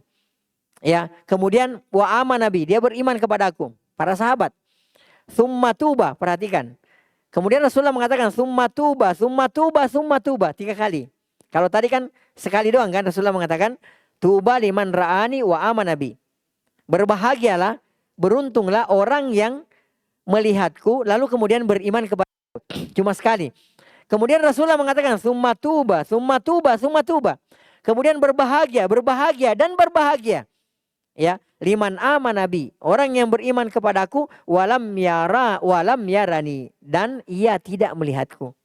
Ya, siapa itu? Kita alhamdulillah. Ya, ibu-ibu percaya kan terhadap Allah, percaya kan? Percaya terhadap apa yang dibawa Nabi Muhammad kan? Beriman kepada Nabi kita SAW kan? Ya, maka kita yang dimaksudkan oleh hadis ini. Ya, beruntung, kemudian beruntung orang yang beriman kepadaku walam yarani, sementara dia tidak melihat aku. Kalau para sahabat kan, ya mereka melihat Rasulullah, bertemu dengan Rasulullah. Mereka lihat itu bagaimana mukjizat di hadapan mereka. Mereka lihat bagaimana bulan terbelah. Ya, ya, mereka lihat mukjizat Nabi Muhammad SAW yang diturunkan, diberikan oleh Allah Subhanahu Wa Taala kepada beliau. Adapun kita enggak melihat Nabi Muhammad SAW. Kita enggak melihat langsung mukjizat Nabi Muhammad SAW. Walaupun kita baca, kita tahu, kita enggak melihat langsung, tapi kita beriman kepada Nabi Muhammad SAW. Oleh karenanya kata Rasulullah, tuba, summa tuba, summa tuba. Beruntung, dan beruntung orang yang beriman kepadaku walam yarani, dan tidak bertemu dengan aku, kata Nabi kita Nabi Muhammad sallallahu alaihi wasallam. Ya. Taib. Kemudian dari Abu Umamah Al-Bahili radhiyallahu taala anhu, anna Nabi sallallahu alaihi wasallam qala, Nabi Muhammad sallallahu pernah bersabda, tuba liman ra'ani wa amana bi. Ya. Marrah, beliau mengucapkan ini sekali. Berbahagialah, beruntunglah orang yang melihatku dan beriman kepadaku. Wa tuba liman lam yarani wa amana bi. Kemudian Abu Umamah mengatakan sampai 7 kali. Ya, sampai 7 kali. Kalau tadi kan 3 kali. Beruntung, dan beruntung. Ini sampai 7 kali. Kata yang meriwayatkan hadis ini. Beruntung, sampai 7 kali. Ya, lam yarani, orang yang melihat aku, orang yang tidak melihat aku, wa amana bi, tapi dia beriman kepadaku. Hadis ini diriwayatkan oleh Imam Ahmad dan disahihkan oleh Asy-Syuyuti dan Al-Albani rahimahullahu taala. Ya. Taib. Kemudian ibu-ibu sekalian azanillahu wa iyyakum. Al-Miqdad selanjutnya mengatakan, wa qad kufitumul balaa bighairikum, dan sesungguhnya Allah Subhanahu wa taala telah membedakan cobaan pada diri kalian. Ya. Beda kan cobaan yang kita hadapi dengan yang dihadapi oleh Nabi Muhammad SAW dengan para sahabat. Ya, dai sekarang ibu-ibu, ya mentok-mentoknya lah ya, kajiannya dibubarkan. Ya, atau kajiannya nggak jadi. Ya, misalnya kita mau datang berdakwah, disambut Masya Allah luar biasa. Beda dengan Nabi kita Nabi Muhammad SAW. Beliau itu dicaci maki, ya. Beliau itu diintimidasi, ya. Beliau itu diganggu secara mental dan fisik. Bahkan beliau itu nyaris dibunuh. Bahkan beliau pengen mereka mau membunuh Nabi Muhammad, berniat, bertekad untuk membunuh Nabi Muhammad sallallahu alaihi wasallam. Ya. Beliau mengatakan, wallahi demi Allah, laqad bu'isan nabiyyu sallallahu alaihi wasallam ala asyaddi halin. Sesungguhnya Nabi Muhammad SAW itu diutus dalam kondisi tersulit. Ya. Kata Al-Miqdad, karena beliau menyaksikan langsung dan beliau hadir pada perang Badar. Ya, beliau mengatakan, bu'itsa, laqad bu'isan nabiyyu sallallahu alaihi wasallam. Sesungguhnya Nabi Muhammad SAW diutus ala asyaddi halin, dalam kondisi tersulit. Bu'itsa alaiha nabiyyun qattu, yang tidak seorang nabi pun diutus seperti kondisi kondisi tersulit seperti beliau sallallahu alaihi wasallam. Ya. Ujian yang dialami oleh Nabi kita Nabi Muhammad itu sangat berat, ibu-ibu sekalian azanillahu wa iyyakum. Secara umum, ya, manusia yang paling berat ujiannya itu ibu-ibu adalah para nabi. Ya, jadi para nabi secara umum adalah manusia yang paling berat ujiannya. Kata Nabi kita sallallahu alaihi wasallam, asyaddun nasi balaan al-anbiya. Orang yang paling ujiannya di kalangan para manusia itu adalah al-anbiya, para nabi. Ya, jadi berat secara umum. Dan yang terberat adalah ujiannya Nabi kita Nabi Muhammad SAW. Kemudian siapa ibu-ibu? Tsummas sholihun. Kemudian orang-orang soleh. Tsummal amsal fal amsal. Kemudian seterusnya dan seterusnya. Jadi ibu-ibu, kalau mau diuji oleh Allah Subhanahu wa taala, perkuat iman ibu-ibu. Ya. Kalau tidak mau diuji oleh Allah Subhanahu wa taala, lemahkan iman ibu-ibu. Hati-hati. Ya, mungkin ada, udahlah biarin lemah iman saya. Ya, tapi di akhirat gimana nasib kita gitu loh. Ya. Karena orang yang paling berat ujiannya itu para nabi dan rasul. Kemudian as-salihun, kemudian orang soleh. Jadi kalau kita menjadi orang yang soleh, siap-siap aja diuji oleh Allah Subhanahu wa taala. Sumal amsal fal amsal. Kemudian orang setelahnya. Ya.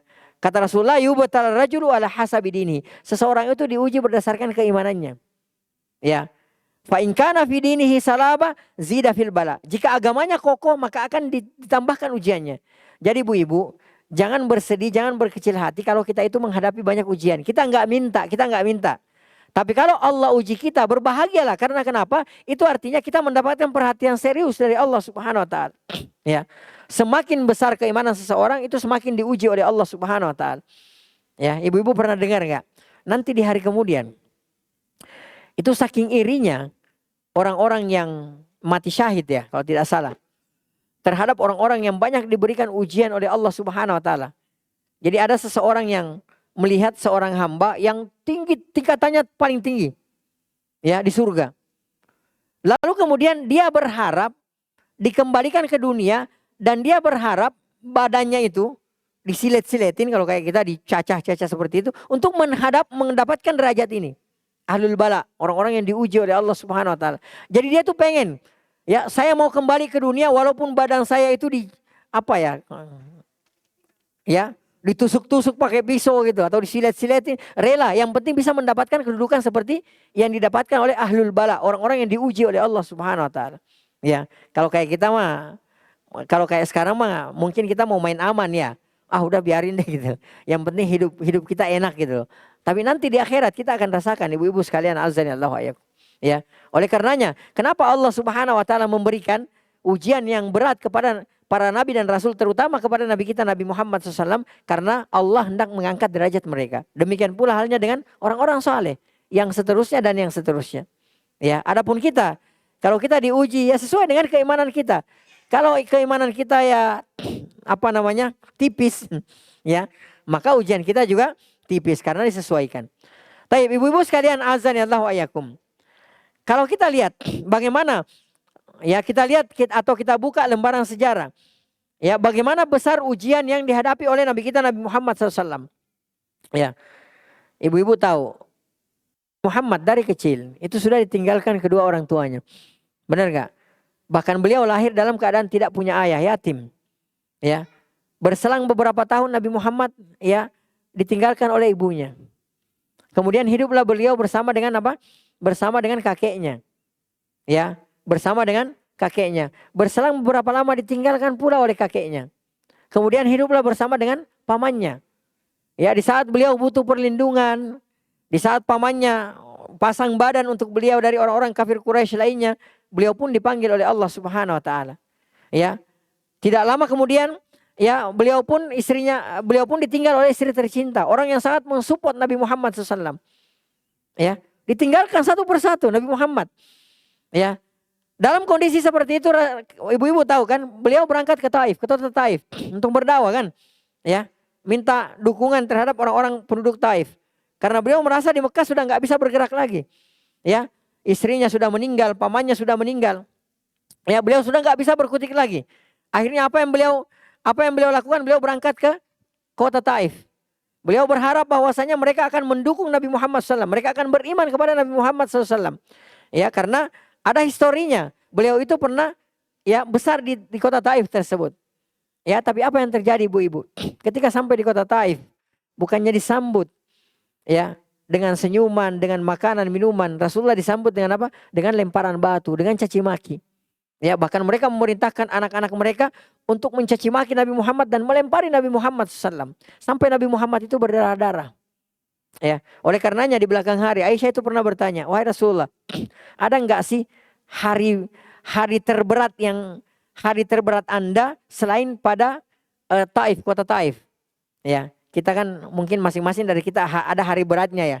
Kalau ditanya, kapan hari terberat Anda gitu, kita akan jawab, oh waktu itu, ya. Waktu itu sakit, ya diusir dari kontrakan, ya nggak makan sehari semalam, nah itu hari terberat lah, istilahnya seperti itu. Adalah setiap orang ada hari terberatnya. Aisyah bertanya, radhiyallahu taala anha, apa ada hari terberat Anda setelah kejadian di kota Taif? Kata Rasulullah ada lagi ternyata. Di mana itu? Perang Uhud. Ya, di perang Uhud itu ibu-ibu, azanillahu wa iyyakum. Nabi Muhammad itu sampai rompal gigi serinya. Ya, sampai Nabi Muhammad itu luka. Sampai ada besi yang menancap di pipi yang mulia Nabi kita Nabi Muhammad SAW. Ya, ada besi yang menancap di sini. Dan Rasulullah pada saat itu dikabarkan meninggal dunia. Ada hoax yang beredar di padang Uhud itu bahwa Nabi Muhammad SAW itu sudah meninggal dunia. Itu berat ujiannya Nabi Muhammad SAW. Ya, bayangkan Nabi Muhammad SAW, ibu-ibu, beliau melihat ditinggalkan oleh putra dan putrinya satu persatu. Ya, beliau menyaksikan bagaimana Al-Qasim, putranya beliau, kemudian Ibrahim, ya, dan putri-putri beliau Ruqayyah dan yang lainnya. Beliau melihat bagaimana beliau ditinggalkan satu persatu. Saya tanya sama ibu-ibu, lebih berat mana, meninggalkan atau ditinggalkan? Ditinggalkan. Dan Rasulullah alami itu. Ditinggalkan oleh kakek, ditinggalkan oleh ibunya, ditinggalkan oleh kakeknya, ditinggalkan oleh pamannya, ditinggalkan oleh istri tercintanya. Kemudian di belakang hari, ya, beliau ditinggalkan oleh putrinya satu persatu. Bahkan putri Rasulullah yang meninggal setelah Rasulullah itu pun 6 bulan cuma siapa? Fatimah radhiyallahu ta'ala anha. Itu berat loh ibu-ibu. Ya, ujian demi ujian diberikan kepada Nabi kita Nabi Muhammad sallallahu alaihi wasallam. Ya, itu ujian yang dialami oleh Nabi kita Nabi Muhammad sallallahu alaihi wasallam. Taib, kemudian selanjutnya kata Al-Miqdad, beliau mengatakan fi fatratin, dalam masa kekosongan wahyu. Ya, Rasulullah diutus itu ibu-ibu. Ya, itu dalam masa fatrah namanya, dalam masa kekosongan wahyu. Itu kan ada waktu berapa lama itu. Ya. Dan beliau mengatakan wajahiliyah. Kalau mau baca sejarah lengkapnya, baca di kitab Ar-Rahiqul Makhtum. Ya, bagaimana kekosongan itu. Ya, wajahiliyah, dan tersebarnya berbagai macam praktek jahiliyah. Ma yarawna anna dinan afdalu min ibadatil awsan. Orang-orang pada saat itu melihat bahwa agama terbaik adalah menyembah berhala. Bayangkan itu. Semua orang menyembah berhala, semua orang ya larut dalam kejahiliaan. Ya, semua orang menyembah berhala, semua orang menyembah Lata, Uzza dan berhala-berhala lainnya. Di saat itu Nabi Muhammad SAW sendiri. Coba gimana kira-kira ibu-ibu? Ya, nggak usah jauh-jauh. Di komplek ini misalnya. Ya, cuma 1-2 orang yang kenal sunnah gitu loh. Ya, yang lainnya misalnya semua taruhlah misalnya melakukan kebidahan. Ya, bagaimana kira-kira posisi kita? Yang ada pengen cepat-cepat angkat kaki gitu. Ya, bayangkan Nabi Muhammad sendiri. Ya, orang menyembah berhala, kemudian Rasulullah mengatakan la ilaha illallah. Ya. Makanya ketika Rasulullah mengatakan la ilaha illallah, la ma'budu bihaqqin illallah, tidak ada ilah yang berhak disembah, diibadahi selain Allah dengan benar kecuali Allah Subhanahu wa taala, itu mereka langsung berontak semuanya. Langsung bereaksi semua, termasuk pamannya Nabi Muhammad, siapa? Ya, Abu Lahab. Ya, dia langsung mengatakan, "Ya Muhammad, alihadza jama'atana." Muhammad, cuma karena bualan kamu ini kamu kumpulkan kami di sini gitu loh. Ya, karena Nabi Muhammad memerintahkan mereka untuk mengesahkan Allah Subhanahu wa taala. Makanya mereka dalam Al-Qur'an diabadikan oleh Allah Subhanahu wa taala. Ya, ini Muhammad datang-datang aja'alal aliha ilahan wahida. Ini Muhammad datang-datang, dia mau jadikan ilah-ilah kita yang banyak sebagai ilah yang satu. Ya, hadzal syai'un ujab. Ini ajib Muhammad ini, aneh Muhammad ini. Ya, mereka kan sudah terbiasa ya ibu-ibu ya. Mereka sudah terbiasa mereka menyembah Allah, iya. Orang-orang jahiliyah, ya, orang-orang musyrikin ini mereka menyembah Allah, iya. Mereka juga menyembah Allah. Tapi mereka juga menyembah kepada selain Allah. Mereka menyembah Allah, tapi mereka juga menyembah Lata, Uzza, Hubal, ya, Isaf, Naila, dan berhala-berhala yang lainnya. Ya, jadi mereka terbiasa, kebiasaan mereka tuh begitu. Ya, jadi yang bukan berarti orang-orang musyrikin ini, bukan berarti mereka tidak menyembah Allah, enggak, mereka menyembah Allah. Dan mereka sangat meyakini bahwa yang menciptakan, yang menghidupkan, mematikan, yang menurunkan rezeki, yang memberikan rezeki, yang menurunkan hujan dari langit adalah Allah Subhanahu wa taala.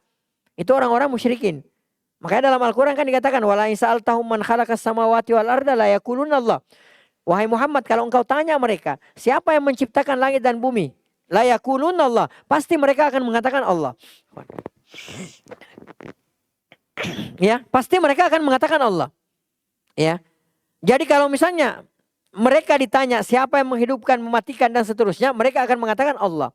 Ya, mereka juga menyembah Allah, mereka juga berdoa kepada Allah. Mungkin saya pernah ceritakan di sini ya. Ya, Abu Jahal itu juga berdoa kepada Allah. Bahkan Abu Jahal menjelang terjadinya perang Badar, Itu berdoa kepada siapa? Berdoa kepada Allah. Bahkan mengadukan Nabi Muhammad SAW. Allahumma ya Allah, kata Abu Jahal nih, menjelang perang Badar.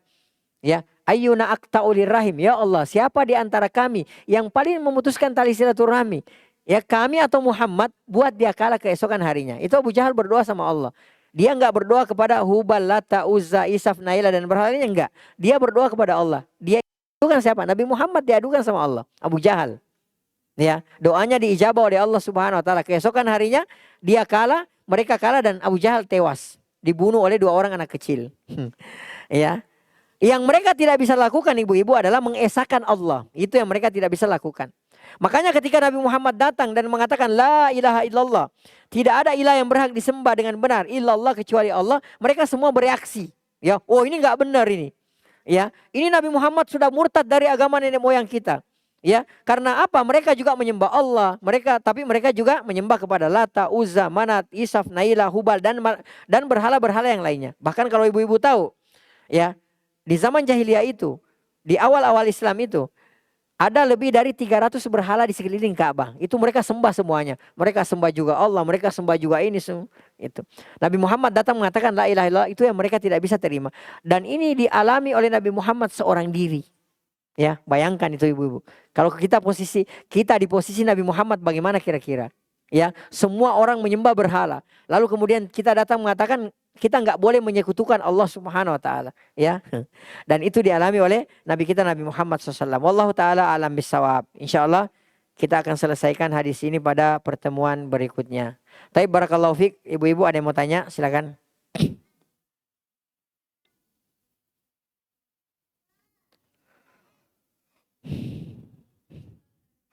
Silakan Ibu.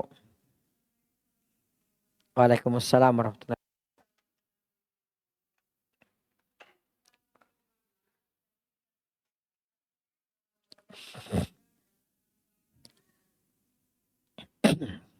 Gimana? Betul. Iya.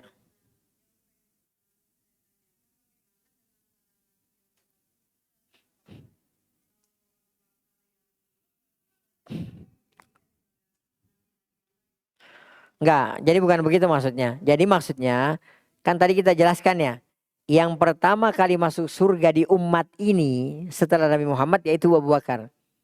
Orang yang paling utama, ibu-ibu, orang yang paling utama itu adalah para nabi dan rasul. Ya, ini orang yang paling utama. Para nabi dan rasul. Ini yang paling utama.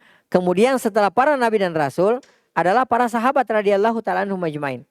Ya, dan yang paling utama di antara mereka adalah Abu Bakar As-Siddiq radhiyallahu taala. Jadi kan ada tingkatan-tingkatannya. Ya, manusia yang pertama kali mengetuk surga, ya, manusia yang pertama kali mengetuk surga siapa? Nabi kita Nabi Muhammad SAW. Dan surga pertama kali dimasuki oleh Nabi Muhammad SAW. Ya, tentu saja setelah itu para nabi dan rasul. Maksudnya untuk umat ini, di umat ini setelah Rasulullah, orang yang pertama kali masuk surga adalah Abu Bakar As-Siddiq radhiyallahu taala anhu. Ya, seperti itu. Allah taala a'lam bissawab. Jadi bukan berarti Abu Bakar radhiyallahu taala mendahului para nabi dan rasul, enggak. Di umat ini, di umatnya Nabi Muhammad sallallahu alaihi wasallam. Sama kalau kita katakan, ya Abu Umar kan pernah bilang ya, ada yang mengatakan ini disandarkan kepada perkataan Rasulullah, ada yang mengatakan disandarkan kepada Umar. Ya, jadi Umar mengatakan, lawuzina imanu Abi Bakrin wa imanu hadhil ummah. Kata Umar, andai imannya Abu Bakar ditimbang ya dengan imannya seluruh umat ini. Maksudnya seluruh umat ini selain Rasulullah gitu loh. Bukan Rasulullah masuk, enggak, selain Rasulullah. Jadi kalau ada 2 sisi timbangan nih, ya. Jadi satu sisi timbangan ini, imannya umat ini selain Rasulullah, masuklah di dalamnya Umar, Utsman, Ali dan yang lainnya. Sampai hari ini kita dan sampai nanti hari kiamat. Intinya seluruh iman umat ini selain Nabi Muhammad ditaruh di satu sisi timbangan. Kemudian imannya Abu Bakar di sisi timbangan yang lain. Maka apa yang terjadi ibu-ibu? Imannya Abu Bakar mengalahkan beratnya imannya umat ini. Seperti ini. Ya. Bukan berarti di sini umat ini ada Nabi Muhammad, enggak, selain Nabi Muhammad sallallahu alaihi wasallam. Ya, jadi maksudnya itu seperti itu. Itu saking utamanya Abu Bakar As-Siddiq radhiyallahu taala anhu. Makanya orang terbaik di umat ini setelah Nabi Muhammad adalah siapa? Abu Bakar. Ya. Jadi orang terbaik di umat ini adalah Nabi kita Nabi Muhammad SAW. Ya, baru kemudian setelah itu Abu Bakar dan seterusnya. Orang terbaik di umat ini selain Nabi Muhammad SAW adalah Abu Bakar As-Siddiq radhiyallahu taala anhu. Ya, seperti itu. Allah taala alam bissawab. 6. Ya, silakan.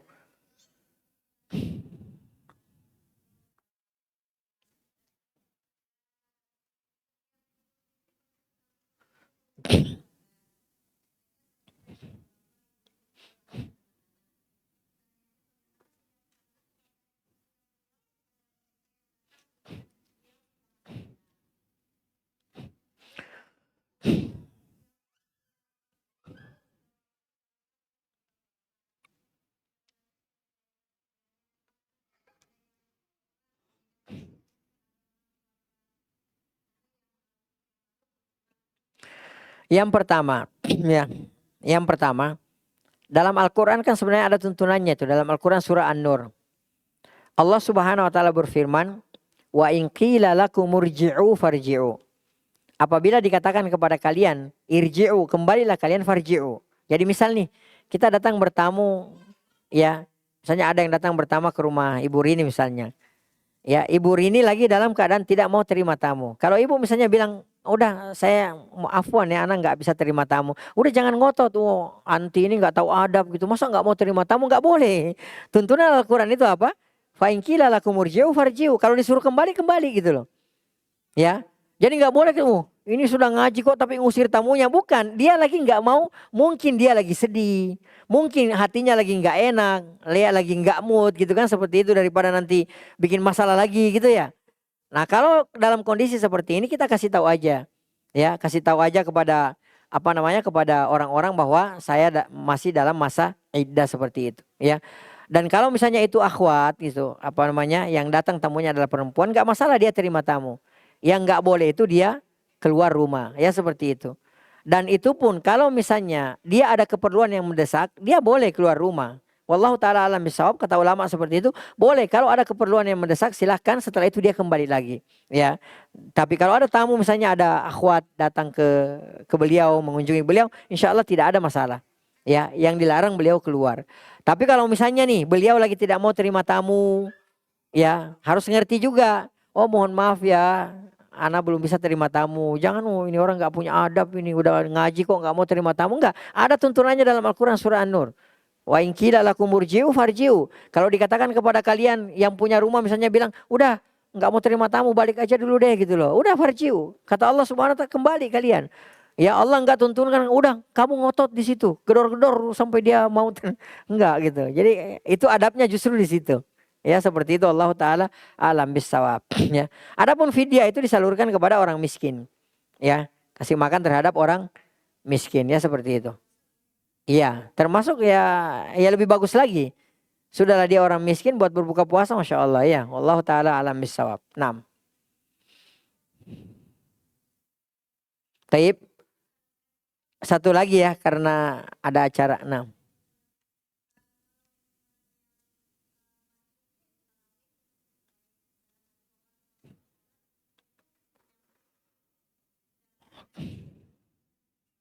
Misalnya nih, Ana datang pada saat sudah rakaat kedua gitu maksudnya. Apa bagaimana? Iya, masbuk dia setelah imamnya beri salam dia tinggal lanjut. Iya.